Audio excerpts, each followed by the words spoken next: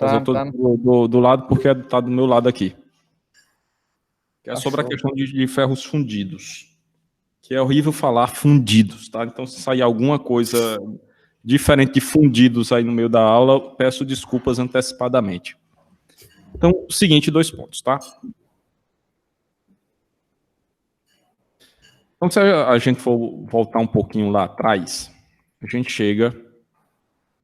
Muito massa isso aqui, eu devia ter carregado esse negócio antes. Eita, tem uma coisa muito errada aqui, muito errada mesmo.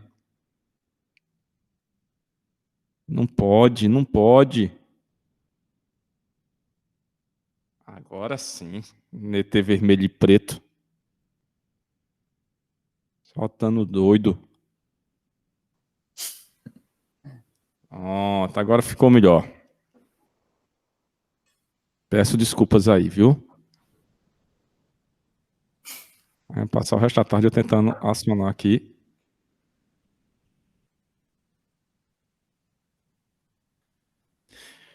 Então é o seguinte, a gente tinha aqui o diagrama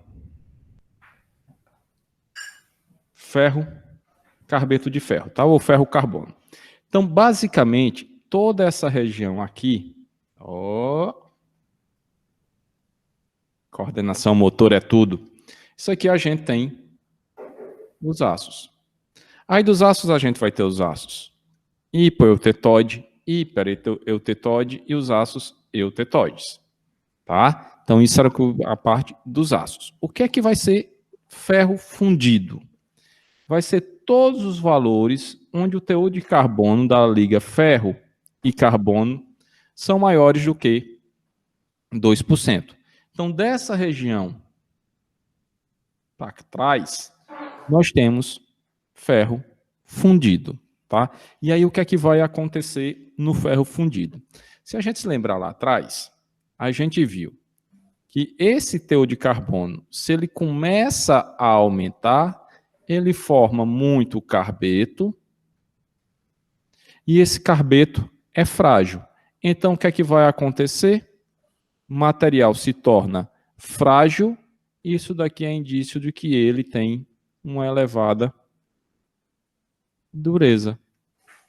Então, os ferros fundidos se caracterizam por uma elevada dureza e uma alta fragilidade. Tá? Então, são materiais que são extremamente duros, mas frágeis.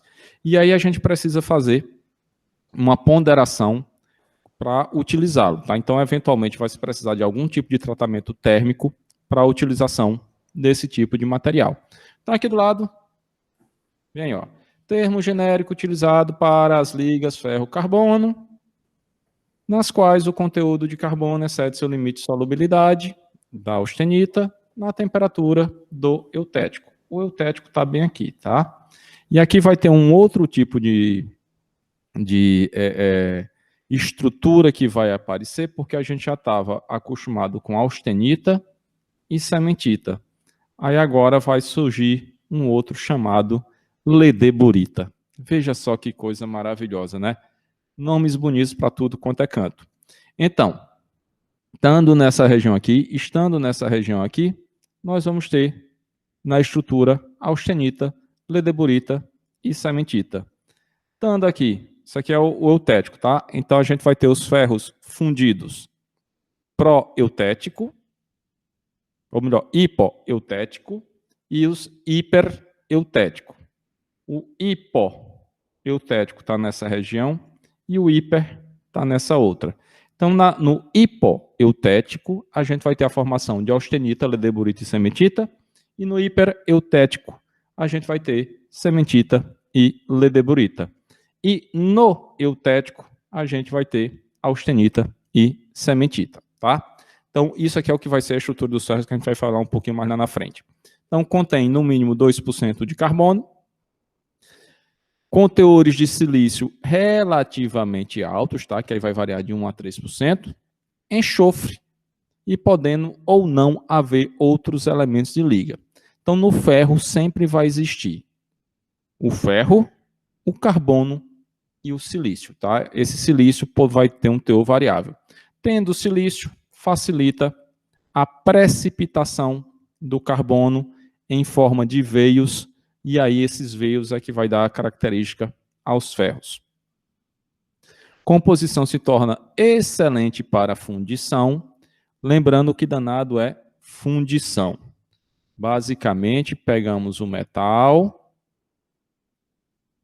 joga-se dentro de um forno, jogou dentro de um forno, fogo, se bem que isso não é barulho de fogo, derrete e depois joga dentro de um molde, tá? Verte isso aqui dentro de um molde. Onde é que a gente tem isso? Se a gente pegar por exemplo,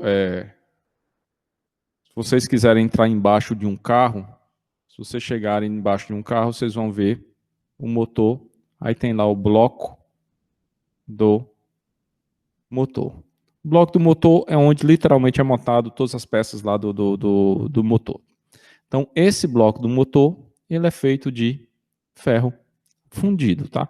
Se for olhar lá a estrutura dele, parece uma coisa assim que meio que faltou acabamento na parte metálica. Então, um outro nome do ferro fundido está aqui, foi o nome singelo, fofos. Então, a fabricação desses fofos, que são ferros fundidos, é superior a qualquer outro metal fundido, excetuando-se os lingotes de aço. Então, falou em produção de metal por fundição. Primeiro está o aço, segundo está o ferro fundido.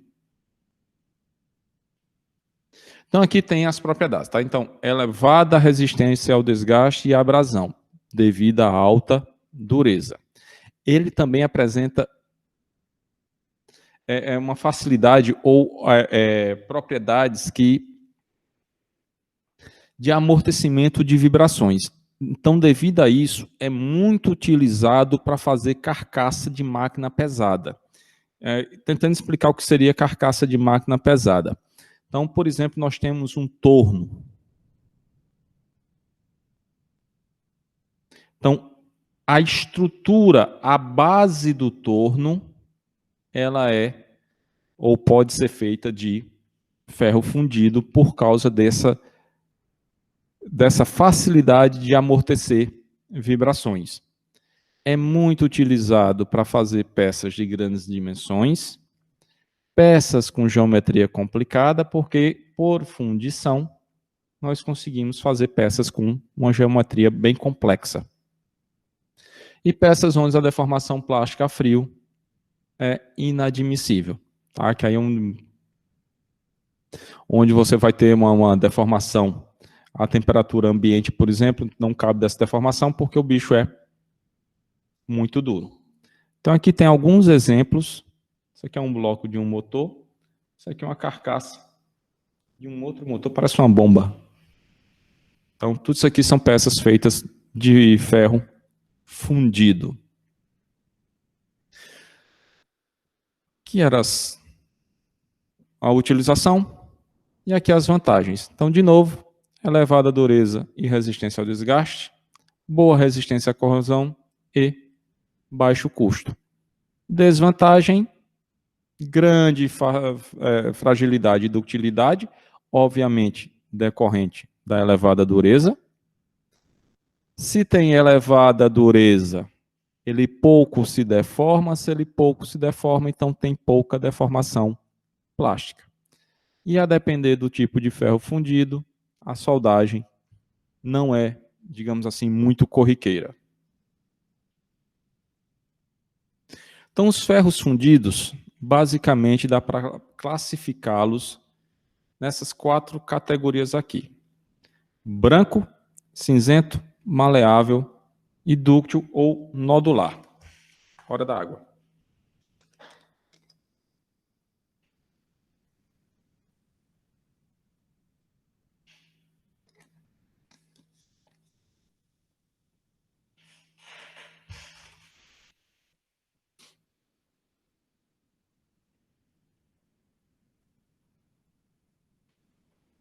Então, os ferros fundidos, como eles apresentam essa extensa gama de resistência mecânica e dureza, sendo na maioria de fácil usinagem. Lembrando, usinagem é aquele processo de retirar material do outro, tá? Então, um material vai desbastar o outro. Então, os elementos de liga, ou com os elementos de liga é possível se obter excelente resistência ao desgaste, à abrasão e corrosão. Esse daqui, ou essa parte aqui, a resistência a impacto e a ductilidade são baixas e aí limita a aplicação. Algumas você só pode utilizá-los em algumas aplicações, tá? Não, o aço, por exemplo, ele é mais versátil. Você pode utilizar em quase tudo quanto é local. O ferro fundido não, por causa desse pequeno probleminha que ele tem aí em apresentar baixa resistência ao impacto, tá? Então, nós vamos ter o ferro fundido branco, cinzento, maleável e dúctil. Começando aqui só pela essa classificação aqui de branco e cinzento. Alguém tem ideia por que danado é branco e cinzento? Ninguém.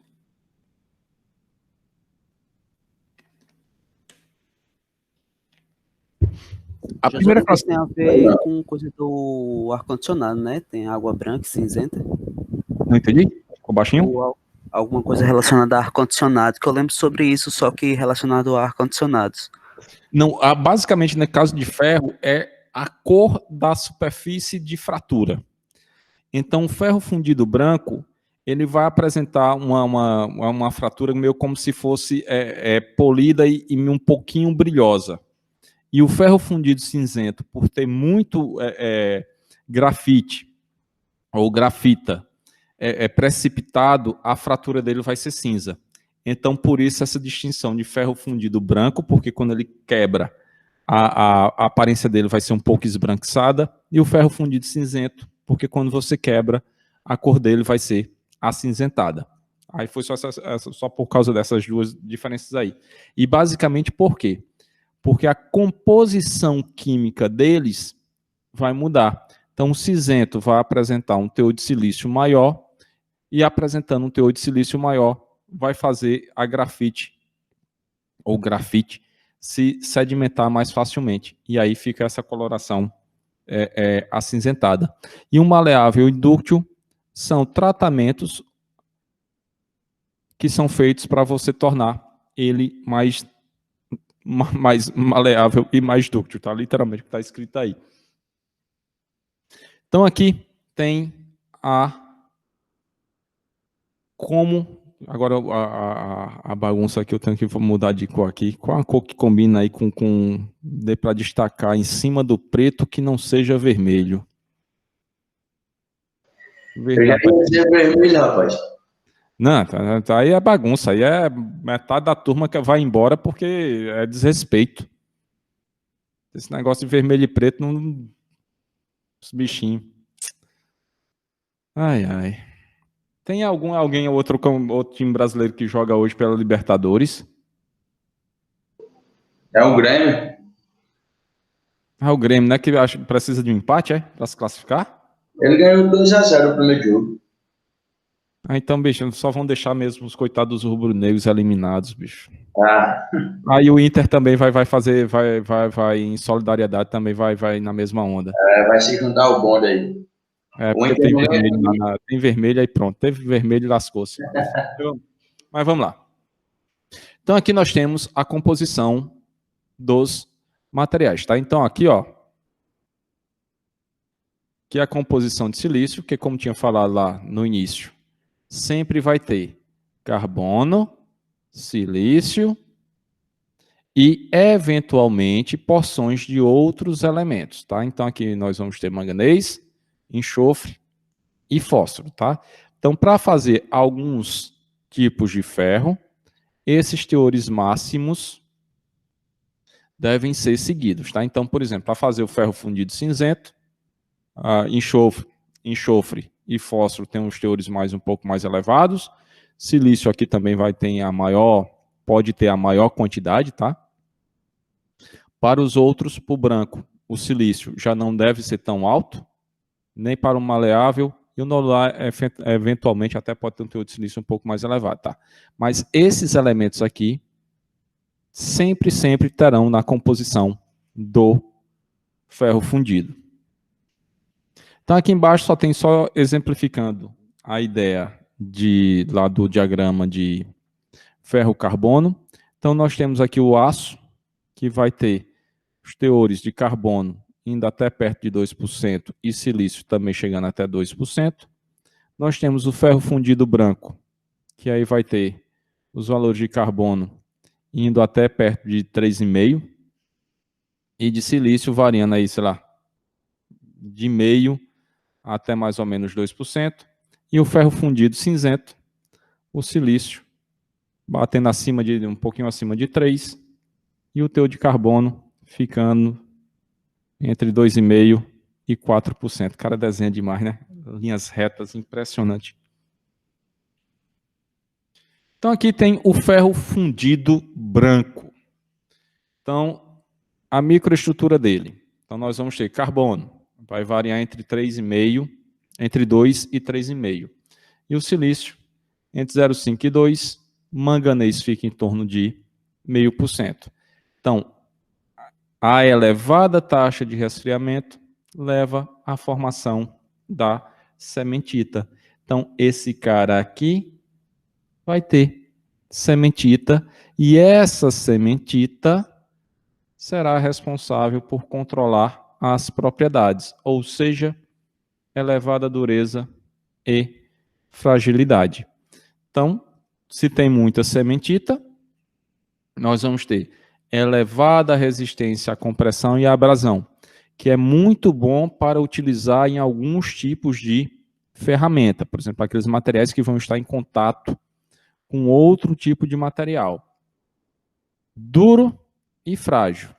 Não pode ser maquinado. Esse negócio de ser maquinado é você não pode usiná-lo, você não pode fazer trabalhos com ele, você não pode deformá-lo. Não aceita solda, por outro lado tem um baixo custo. É aplicado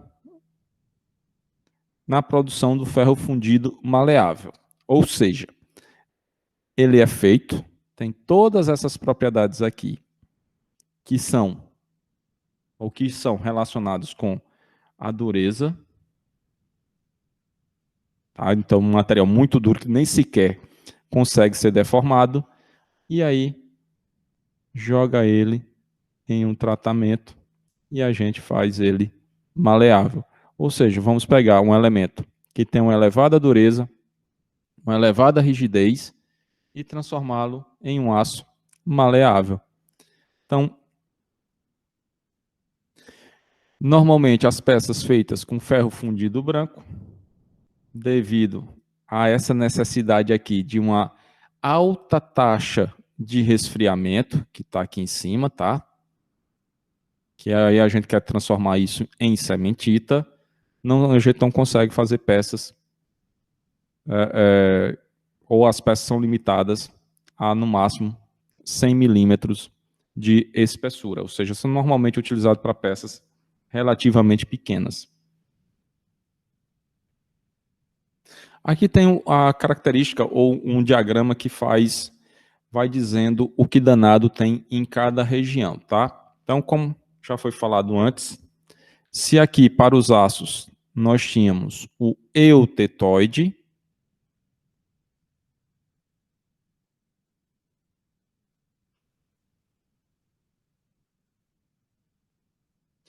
aqui para os ferros nós vamos ter o eutético. Pronto, agora o negócio está puxando linha para tudo quanto é lado.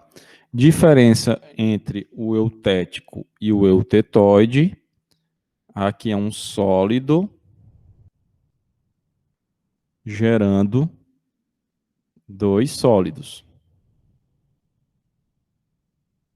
Ou seja, só uma transformação de fase, tá? Então tem um sólido mudando para outro sólido. Aqui, tudo isso aqui é líquido.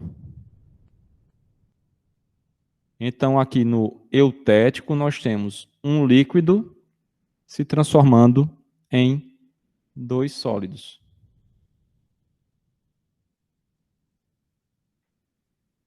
Então, aqui nós temos a austenita, que é o ferro gama, e a cementita, dando a estrutura que a gente vai chamar de ledeburita, tá? Então, toda vez que no resfriamento passar por essa linha do eutético, aliás, que na atividade tinha uma questãozinha lá, que era só perguntando qual era essa linha aqui, que é a linha A1, aqui embaixo. Aí era só dizer linha do eutetoide. Aí estava respondida a questão. A ACM é a linha que faz a transformação para a cementita. E a A3.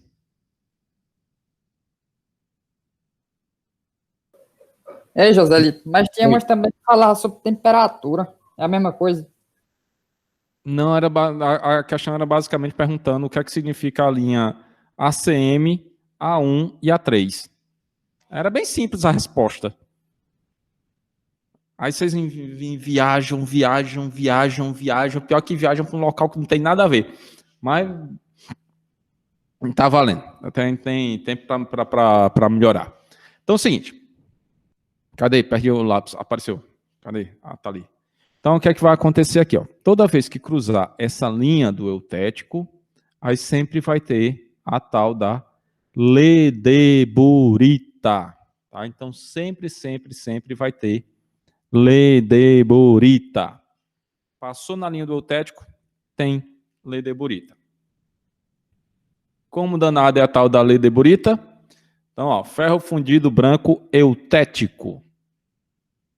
Abaixo de 727 graus, a austenita transforma-se em perlita. Com isso, a ledeburita será constituída de glóbulos de perlita sobre um fundo de cementita. Então, esse trocinho aqui é a tal da ledeburita, tá? Que sempre vai ser perlita e cementita. Aí aqui do lado tem a transformação, só quero dizer aqui do lado, tá? A gente vê aí a transformação do ferro fundido, isso é branco. Já escreveu braço, meu Deus do céu. Branco. Hipoeutético, tá? Então, basicamente, o que é que vai acontecendo? Líquido entrou nessa regiãozinha aqui. A gente está bem aqui, ó. A gente está nessa região.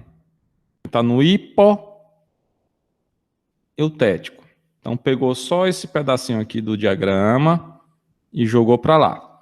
Então, se eu tenho aqui, ó. Perdi, cadê? Então, nessa região. Nessa região.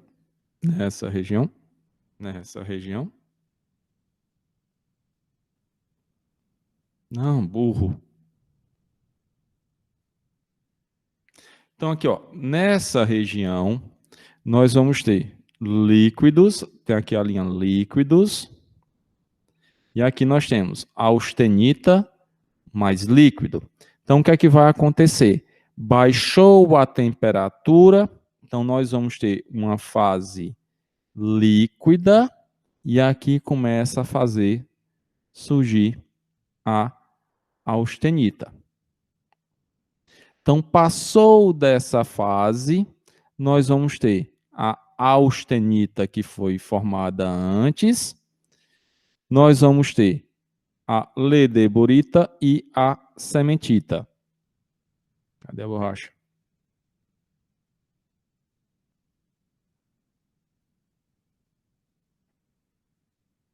Vamos voltar para lá.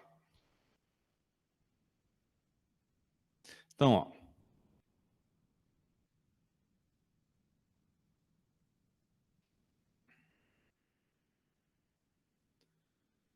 Então, aqui considerando o ferro hipoeutético, aqui com um valor de 3%, tá? Pegou aqui os 3%. Então, durante o resfriamento, a liga começa a solidificar. Continuando o resfriamento até 1130 graus Celsius, tem-se a austenita com 2% de carbono e um líquido com composição eutética, mais ou menos aqui. Abaixo de 1130 graus Celsius, nessa região, esse líquido se transforma no eutético ledeburita. Então, passou pelo eutético, temos a tal da ledeburita. A fase gama, que é a austenita, continua a perder carbono, formando cementita. E abaixo de 727 graus Celsius, a austenita, que já perdeu muito carbono, lembrando que ela estava aqui com 2, agora ela está com 0,8, isolada, se transforma em perlita, e a temperatura ambiente, a microestrutura será composta de perlita, cementita, tudo isso aqui envolvido por ledeburita. Então, nós temos aqui região preto e clarinho dentro dos grãos, perlita, junto com cementita, e esse negocinho aqui tracejado, pintado, a tal da ledeburita. Então, isso vai ser a estrutura de um ferro fundido branco hipoeutético, tá? Memorizem essa fotinha aí. Da mesma forma que tem o hipoeutético, nós vamos ter o hipereutético. E aqui feito para 5,5% de carbono. Então, é o mesmo raciocínio, tá? Líquido, só que aqui, o que é que vai acontecer? Lá, nós tínhamos... Cadê? Começa a solidificar, formando a austenita. Desse lado de cá, durante seu resfriamento, a liga começa a se formar, começa a se solidificar, formando cristais de cementita. Então, aqui nós temos forma-se austenita, e desse lado de cá nós vamos ter cementita, que é a mesma ideia dos aços hipoeutético e hipoeutetóide e hipereutetóide. Os aços hipoeutetóide tinham lá a formação de austenita. No hipereutetóide tinha uma formação de cementita. Então, a mesma ideia se aplica aqui. Então, o que é que vai acontecer? Forma-se a cementita, aí continua o resfriamento, 1.300 graus, tem cristais alongados de cementita e o líquido de composição eutético. Abaixo de 1.130 graus, que é a linha do eutético, esse líquido se transforma em ledeburita. Lá no eutetóide, nos aços, nós tínhamos a transformação do eutetóide, então tinha uma característica específica para aquela transformação, mas nesse caso não ocorre nenhuma transformação com a cementita, ou seja, a cementita permanece. Assim, a microestrutura será formada por cristais de cementita sobre um fundo de ledeburita. Então, nós temos cristais alongados de cementita, aqui embaixo dá para ver melhor, sobre um fundo de ledeburita, que é a partezinha mais pintada que está aqui. Então, vejam só, tá? Só olhando para cá, para a quantidade de composição, quantidade de carbono, tá? Esse daqui é um ferro fundido branco hipoeutético, e aqui um hipereutético. Vejam que a forma dos materiais que o constituem são diferentes. E aí, essa forma vai afetar as propriedades mecânicas. Então, isso foi o ferro fundido branco. Ferro fundido cinzento. Ferro fundido cinzento aparece aqui o silício, que vai dar uma bagunçada nas coisas, tá? Então, aqui, baixa velocidade de resfriamento, carbono se solidifica em flocos de grafite e forma estável. A matriz é ferrítica, se a velocidade for baixa, ou perlítica, se a velocidade for moderada. Então, a depender de como se resfria o material, nós podemos ter ferrita ou perlita como a matriz do ferro fundido. Que danado vinha a ser a matriz. Dar um exemplo bem maluco aqui, tá? Vamos imaginar aqui concreto. Só o concreto, tá? Não vou dizer que coloque em concreto armado, não. Então, para fazer concreto, o que é necessário? Vamos lá. Areia. Fiz há pouco tempo, hein? Cimento. Vamos colocar aqui areia e cimento, sei lá, e jogar brita. Então, o que é que se faz?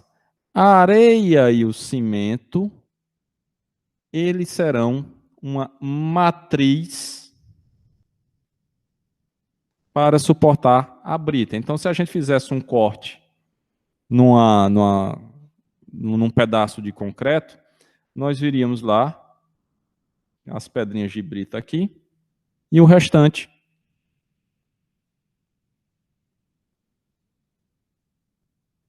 circundado por negócio, desenho lindo, circundado pela areia mais o cimento, tá? Obviamente que isso vai depender do tamanho da granulometria da areia, vai dar para enxergar a areia também, tá? Então, só um exemplo bem grosseiro, tá? Então, flocos de grafite reduzem a resistência e a ductilidade. Por outro lado, esses tipos de materiais, o ferro fundido cinzento, apresenta boa fluidez, boa maquinabilidade, ou seja, dá para se trabalhar com esse tipo de material, grande resistência ao desgaste, bom na compressão, mas não tão bom em tração, não suporta choques ou concentradores de tensão, apresenta razoável resistência à corrosão, difícil soldagem e baixo custo. É o ferro fundido mais utilizado, principalmente para utilização em fundição em geral, tá? Então, você tem desde panela de ferro fundido passando a bloco de motor. E aí, bloco de motor, você pode ter bloco de motor de um carro a bloco de motor de um navio, tá? Então, são coisas pode ser coisas muito pequenas ou muito grandes. Engrenagens de grandes dimensões. Ave Maria. Máquinas agrícolas. Ai, imbecil. Bom, esse é o final do ano. Se bem que isso aqui foi feito no final do ano passado.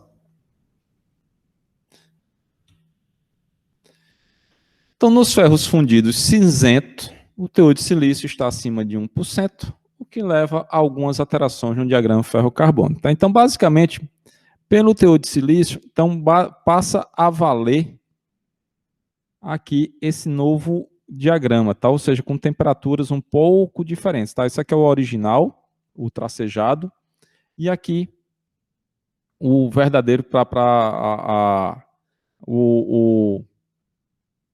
o ferro fundido cinzento, tá? Então, uma das alterações é o deslocamento do eutético para a esquerda. Esquerda. Cadê a borracha? Marquei do lado errado.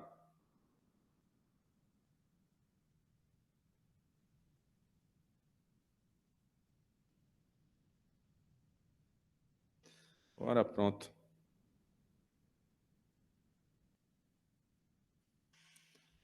Borracha.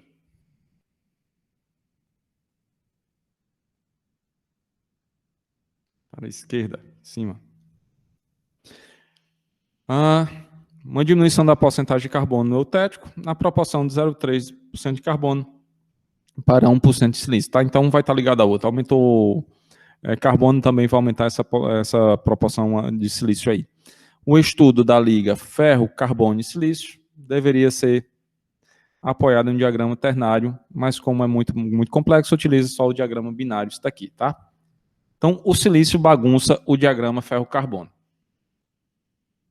Então, nós temos o ferro fundido hipoeutético. A mesma coisa que tínhamos lá para o ferro fundido branco, vamos ter para o ferro fundido cinzento. O que é que vai diferenciar o ferro fundido branco do ferro fundido cinzento?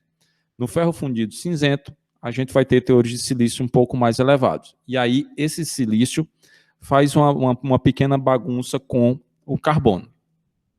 Então, a solidificação do ferro fundido cinzento hipoeutético, isso aqui não era para estar aqui, inicia-se com nucleação de dendritas da austenita. Então, da mesma coisa lá, começa pela austenita. Conforme a temperatura decresce, o crescimento das dendritas, tá? Dendritas é basicamente um negócio que fica parecendo uma ameba. Próximo mais ou menos desse jeito. Então, esses tentáculozinhos aqui são as dendritas. Continua havendo um enriquecimento progressivo de carbono no líquido remanescente. Ou seja, cada vez mais esse trocinho aqui vai perdendo carbono. Quando o sistema atinge a temperatura do eutético estável, seu carbono equivalente é igual ao do eutético e ocorre uma separação entre a austenita e a grafita. Então, chegou na temperatura do eutético, o carbono que estava dentro da austenita permanece, o que estava se difundindo também se difunde completamente e vai precipitar na forma de grafite, ou grafita. Então, o que é que vai acontecer? Nós vamos ter austenita e grafita. Cada agregado de austenita e grafita é chamada de célula ou de grão eutético. Abaixo da temperatura de solidificação tem-se dendritas de austenita, formando uma matriz em que estão distribuídos lamelas de grafite. Ao ultrapassar a linha do eutetóide, ou seja, já lá embaixo a temperatura, a austenita remanescente se transforma em perlita e a estrutura constituída de perlita com lamelas de grafite. Então, esse trocinho aqui, ó, isso daqui são as lamelas de grafite. Então, isso aqui são veios de grafite. A mistura de um e de outro é a perlita, tá? Essas partezinhas aqui. E nós temos ainda também presença de ferrita.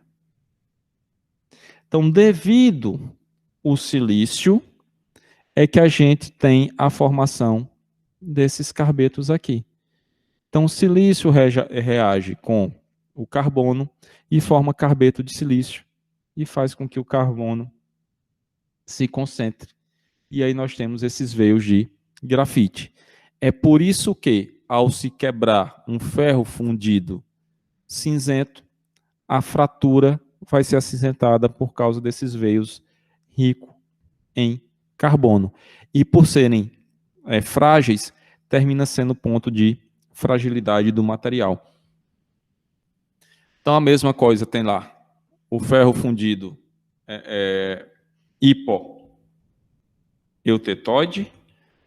hipoeutético. Nós vamos ter agora o do eutético.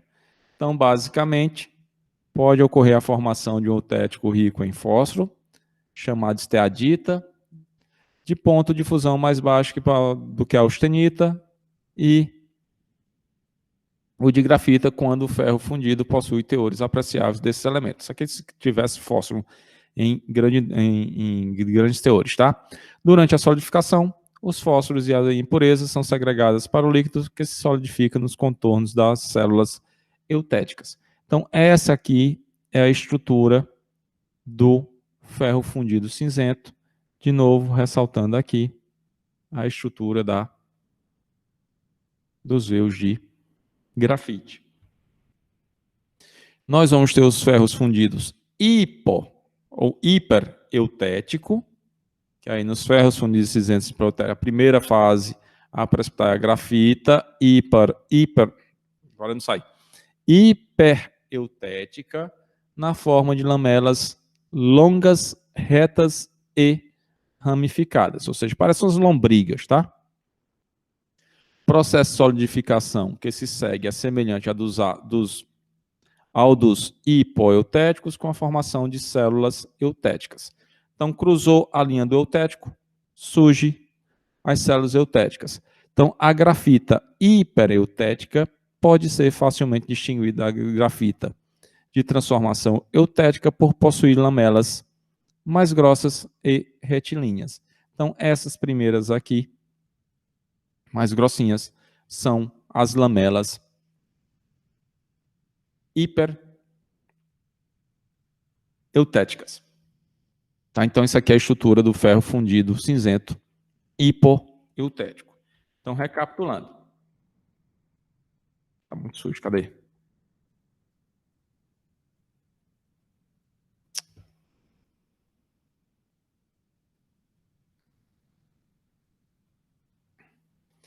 Então, isso aqui, ferro fundido cinzento hipoeutético. Isso aqui, ferro fundido cinzento eutético. E aqui o ferro fundido cinzento hipereutético. Vejam que a variação do teor de carbono modifica a microestrutura. Além de modificar a microestrutura, isso também pode modificar o aspecto da grafite, tá? Então, a depender das lamelas de grafite, que aí elas podem ser grossas, finas, diferença também quanto à forma, o tamanho. Essas alterações originam-se do processo de solidificação do eutético e das variáveis do processo, como composição química e velocidade de esfriamento, sendo que as velocidades altas produzem veios finos e velocidades lentas, veios grossos de grafite. Então, a ASTM tem um padrão para cada tipo de grafite. E a depender desse tipo de padrão, tem um número, e a partir desse número se sabe as propriedades mecânicas de resistência à tração, resistência à torção, compressão, limite de fadiga ao dobramento e dureza. Então, a partir dessa classificação da grafite, a gente pode ter ou especular como é a propriedade mecânica. Então, nós temos ferro fundido branco, muito frágil. Ferro fundido cinzento, que não é tão frágil quanto o branco, pode até ser trabalhado, sendo o ferro fundido mais utilizado nos processos de fundição. Então, o que é que a gente faz com esse ferro fundido branco que dá trabalho, que não dá para ser utilizado tão facilmente? A gente vai para os ferros fundidos nodulares. Então, a partir do ferro fundido branco, a gente trabalha com esse material para modificar a microestrutura e transformar ele em ferro fundido nodular. Nodular por quê? Vejam a figurinha aí. Então, o que é que está acontecendo? A grafite precipitada, ela tende a formar como se fossem pequenos nódulos. E essa variação desses pequenos nódulos, ou como diz aqui, flocos, modifica a estrutura. Modifica a estrutura, modificando a estrutura, altera as propriedades. Por quê? Então, pode ser melhor resistência e tenacidade de utilidade, excelente maquinabilidade, possibilidade de deformação a quente, grande resistência ao desgaste, boa fluidez, soldabilidade melhorada, baixo custo em relação aos ferros fundidos cinzento. Então, a gente consegue, de um elemento que é frágil, transformar em ele mais maleável. E aqui, com adição de magnésio. Tá? Então, de novo, a matriz pode ser ferrítica ou perlítica, a depender da velocidade de resfriamento. Pode ser aplicado em engrenagens, cambotas, juntas universais, válvulas, componentes sujeitos ao desgaste, e aí vai, tá? Tem aqui uns virabrequim, como se vindo de exemplo. Então, as boas propriedades dos ferros fundidos, dúcteis ou nodulares devem à presença de nódulos esféricos de grafite na sua microestrutura, que geralmente, no caso os ferros fundidos não ligados, são compostos das seguintes fórmulas: nódulos esféricos de grafite rodeados por ferrita numa matriz de perlita, conforme mostram as figurinhas abaixo. A microestrutura do ferro fundido nodular é obtida através de uma adição de uma pequena quantidade de magnésio ou césio antes da fundição. Então, impurezas como fósforo e enxofre devem ser mantidas em níveis muito baixos, uma vez que interfere na formação dos nódulos de grafite nos ferros fundidos dúcteis, os quais formam durante a solidificação. Então, basicamente, transformei ou se transforma a grafite que estava, digamos assim, em veios, transformamos ela em nódulos e aí modificamos todas as propriedades dos ferros fundidos. Então aqui tem a sequência de solidificação para os ferros nodulares, tá? Então, hipoeutéticos, aí aquela mesma coisa. Inicia-se com a formação das dendritas de austenita à medida que a temperatura diminui, o líquido residual. E os hipereutéticos, tá? Que é a mesma coisa lá do que a gente tinha falado lá para os ferros fundidos brancos e para os ferros fundidos cinzentos, tá? Então, sempre vai sair lá da região da austenita e aí vai crescendo essa estrutura aqui de dendritas de austenita, tá? Que é aquela mebazinha que eu tinha desenhado antes. E aí tem tanto para o aço hipereutético quanto para o aço hipoeutético. Água de novo.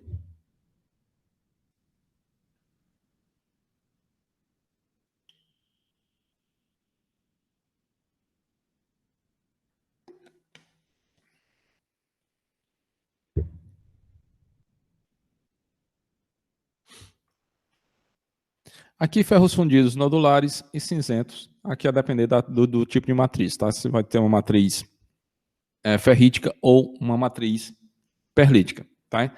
Então, a variação da composição e do tratamento térmico dos ferros fundidos cinzentos e nodulares alteram a matriz que circunda a partícula de grafite em lamelas ou nódulos, a depender do tipo de ferro. Então, a formação da matriz de ferrita é facilitado quanto menor for a velocidade de resfriamento. Faltou um R, Maria, da peça. Maior a quantidade de grafite, maior a ramificação do esqueleto da grafite lamelar, ou mais elevado o número de nódulos e maior quantidade de silício. A formação da matriz perlita, é favorecido pela variação contrária dos fatores de formação da matriz ferrita. Então, tudo que não formar ferrita, automaticamente vai formar perlita. Tá? Então, aqui do lado tem como se dá isso. Tá? Então, se nós temos aqui um resfriamento rápido, nós vamos formar perlita e cementita. Se a gente tem um resfriamento moderado, nós vamos ter perlita e grafite.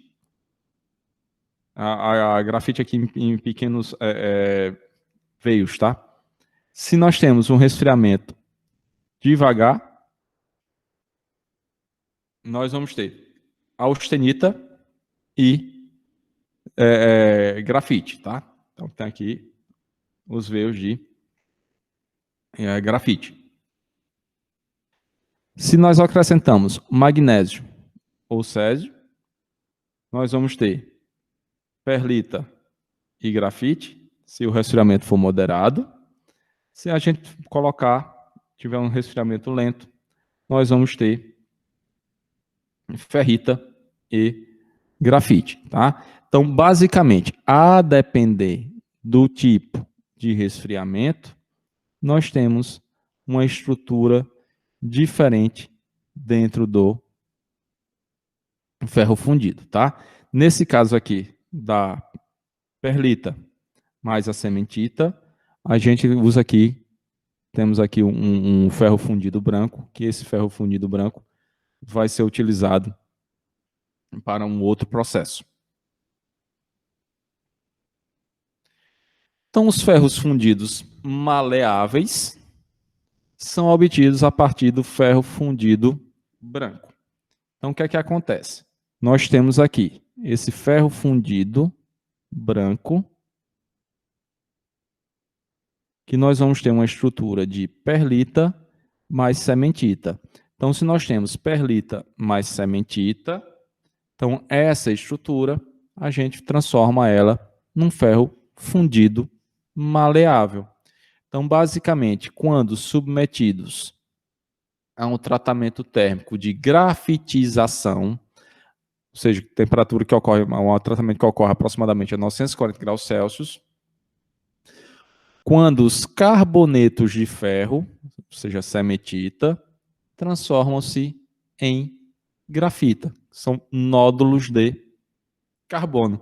Então, basicamente, nós vamos ter aqui os nódulos de carbono em uma matriz, essa partezinha mais clara, ferrítica.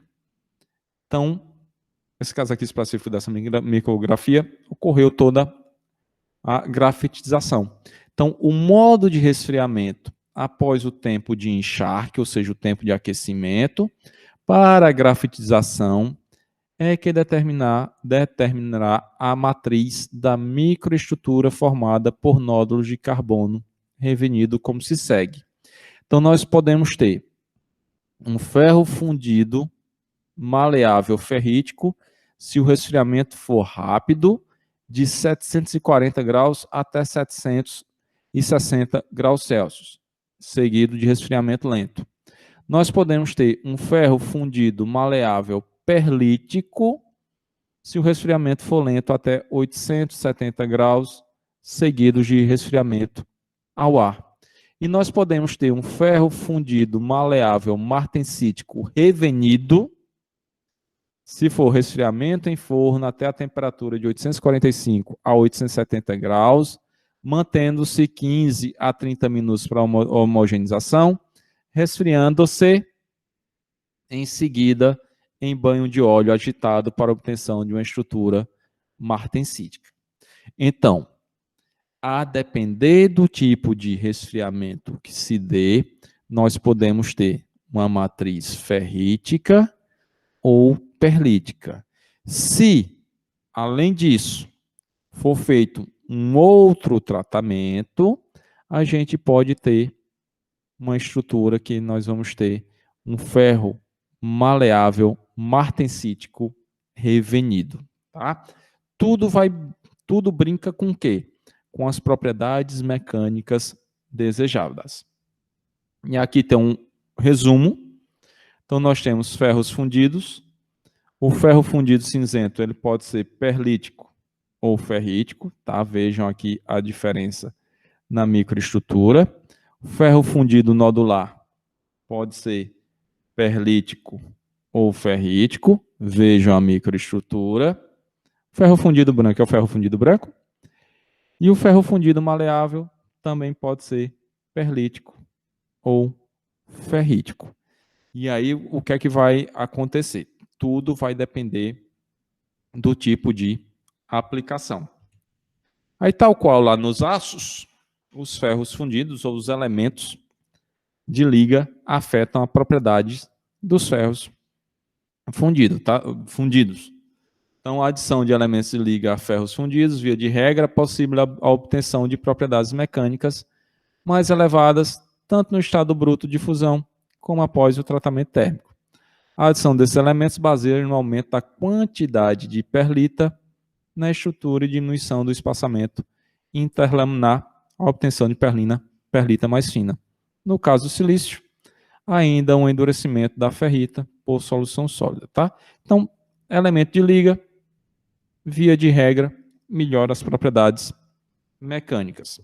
E aqui os principais elementos de liga empregados são níquel, cobre, estânio, molibdênio, vanádio e cromo. Então, o níquel vai fazer o quê? Ele atua como grafitizante, ou seja, aumenta a faixa entre a temperatura do eutético estável e do metaestável. Como perlitizante, ou seja, tende a formar uma matriz perlítica, não é muito, não ajuda muito a formação de uma matriz perlítica, e adições de aproximadamente 5% não são suficientes para obter uma matriz totalmente perlítica. O cobre é um grafitizante, como o níquel, e um promovedor da formação perlítica. Aumenta significativamente as propriedades mecânicas pela formação de perlita e também o endurecimento da ferrita. Estânio possui um comportamento perlitizante,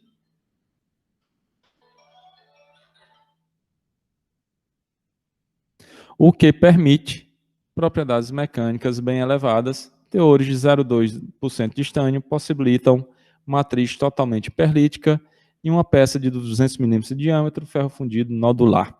Molibdênio provoca um grande aumento da resistência quando adicionado aos ferros fundidos nodulares, diminuindo a sua ductilidade.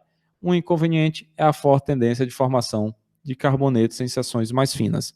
Vanádio e cromo são formadores de carbonetos, são utilizados quando se necessita alta resistência à abrasão, mas em que a ductilidade e resistência ao impacto não precisa ser altas, porque automaticamente isso joga para baixo as propriedades mecânicas de resistência ao impacto e ductilidade. Tratamentos térmicos, então, tal qual os aços, existem tratamentos térmicos para os ferros fundidos, então nós vamos ter aqui alívio de tensão.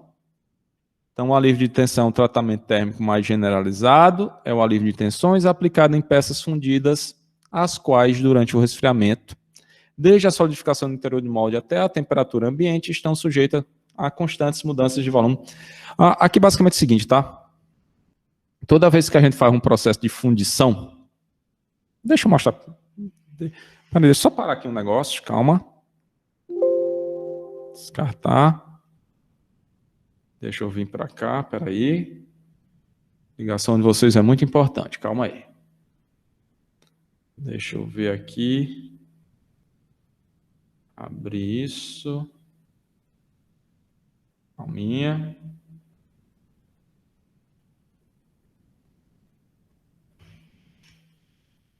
Copiar.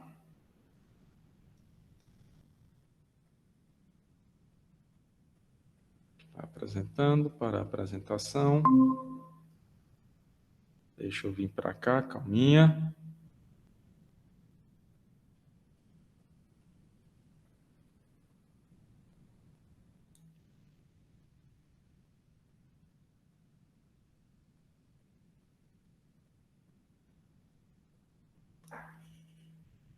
Ctrl V.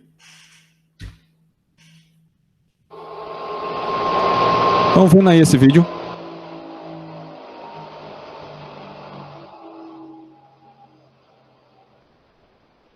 Então é o seguinte, ó. Aqui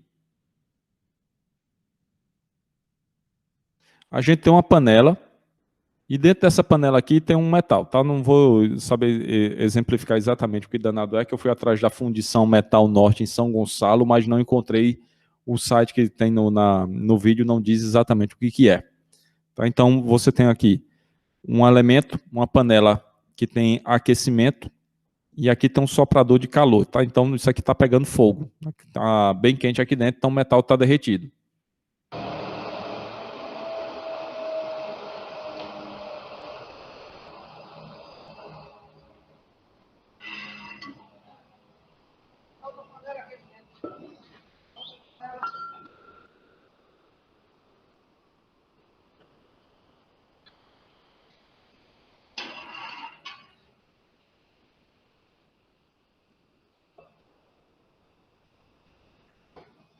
Jogando mais alguma coisa ali dentro, que ninguém dá para ver o que danado é.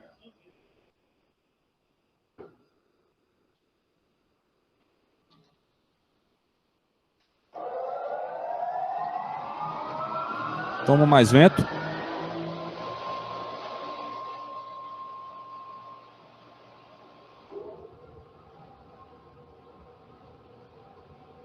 Efeito de um secador numa churrasqueira.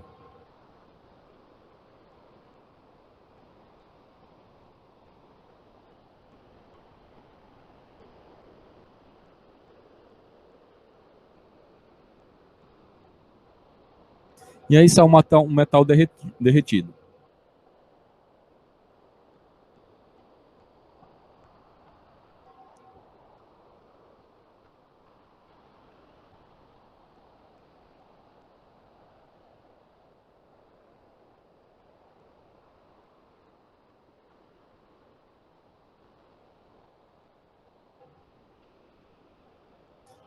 Retira algum excesso de escória que tem em cima, tá?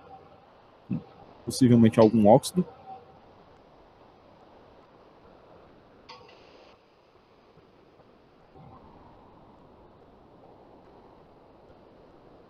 E aí vem para cá, tá? Isso aqui são moldes que tem aqui, basicamente, vai estar como se fosse uma espécie de buraco aqui, que está cheio de areia, tá? Isso aqui é o que se chama de fundição em molde de areia, que ele vai derramar o metal aqui dentro desse buraco, tá? Esse é o canal chamado de canal de vazamento. Então, o que é que vai acontecer aqui? O metal, ele vai preencher todos os espaços do molde. E aí, o que é que acontece? Quando você coloca um metal dentro de um molde, como ele está aquecido, a distância entre os átomos está maior. Então, quando ele começa a resfriar, essa distância vai diminuindo. Então, se eu tenho uma região de uma parede, vamos supor uma parede espessa. Espera aí, deixa eu pegar aqui um negócio.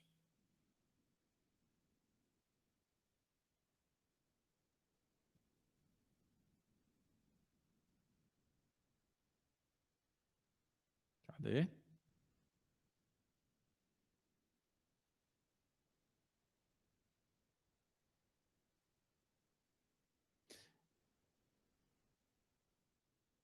Então, se a gente faz uma fundição, quando nós tenhamos isso daqui, ó,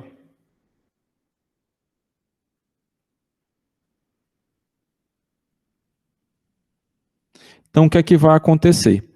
Esse lado aqui, que é bem mais fino, ele vai resfriar bem mais rápido do que esse lado de cá. Então, essa peça aqui embaixo também, que é mais grossa do que essa daqui, ela vai resfriar de forma mais lenta. Então, vou ter um resfriamento rápido nessa região, mas essas outras duas regiões vão resfriar de forma mais lenta. E aí, o que é que acontece? Eu posso criar tensões provocadas por essas deformações térmicas dentro do molde. Então, o tratamento de alívio de tensões pode ser utilizado para resolver esse tipo de possível defeito que possa vir dar nas peças fundidas.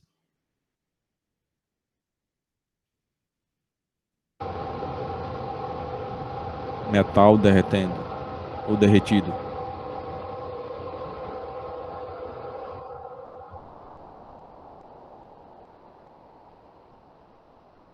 Você está com um jeitão de alumínio, tá?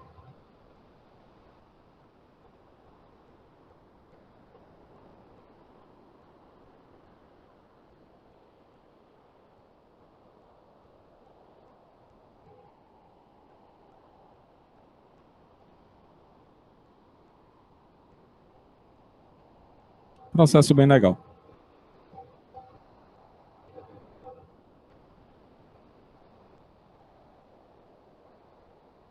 Eles vão voltar e vão fazer nos moldes que não fizeram antes. Então, peraí. Cadê? Voltar para cá, para a apresentação.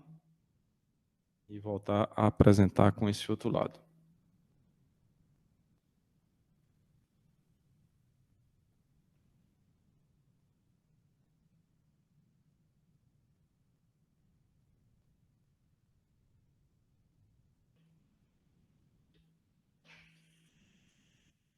Shift F5.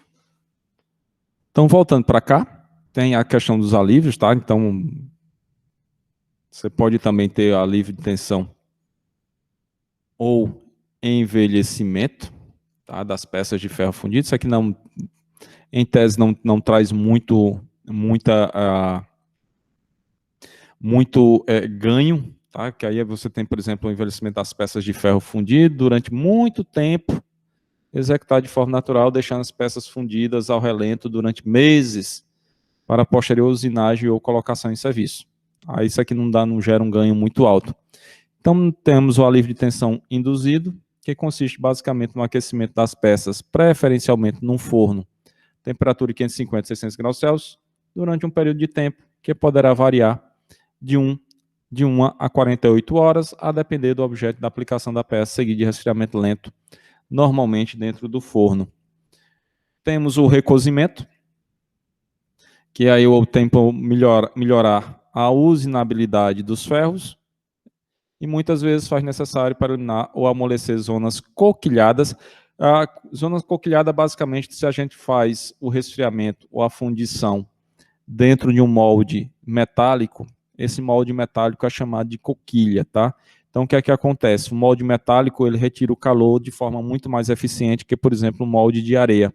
Então, como ele retira o calor mais diferentemente do molde de areia, então essa região resfria, os grãos em cima dela ficam menores e aí tem uma dureza um pouco maior. Então, podem ter surgido durante a solidificação, especialmente seções mais finas, e isso às vezes implica queda de suas propriedades relacionadas à resistência mecânica. Então, aqui tem as diferentes técnicas de recozimento. Nós podemos ter o recozimento completo ou pleno, recozimento a baixas temperaturas e o recozimento grafitizante. Tá? Só destacar esse último aqui, que é destinado a ferros fundidos que apresentam carbonetos maciços, em geral branco ou mesclado, requerendo temperaturas de 900 a 950 graus Celsius, tendo cuidado para que não ser tomado com um percentual de fósforo na liga, pois o eutético do fósforo pode fundir nestas temperaturas.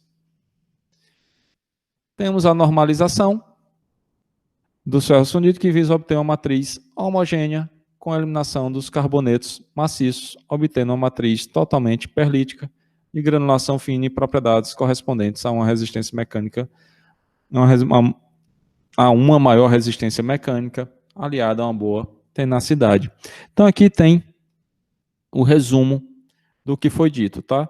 Então, por exemplo, a alívio de tensões, aqui a gente tem entre 800, 700 e pouco e um pouquinho acima de 800, nós temos a zona crítica. Então, se nós queremos fazer alívio de tensões, aquece, deixa passar um tempo próximo a 600 graus Celsius, depois resfriamento no forno. Se nós queremos fazer recozimento, aí tem 3 tipos de recozimento. Nós temos a grafitização de carbetos a alta temperatura, então vai acima da zona crítica, batendo nos 900 graus Celsius, deixa um tempo, deixa resfriar. Se nós queremos fazer recozimento pleno a temperatura média, vai um pouquinho acima da zona crítica. E se queremos fazer a ferritização subcrítica, chega até próximo à zona crítica, depois resfria. E nós temos aqui para a normalização. Então tem aí mostrando como é que são os 3 principais tratamentos térmicos para os ferros fundidos. Depois disso,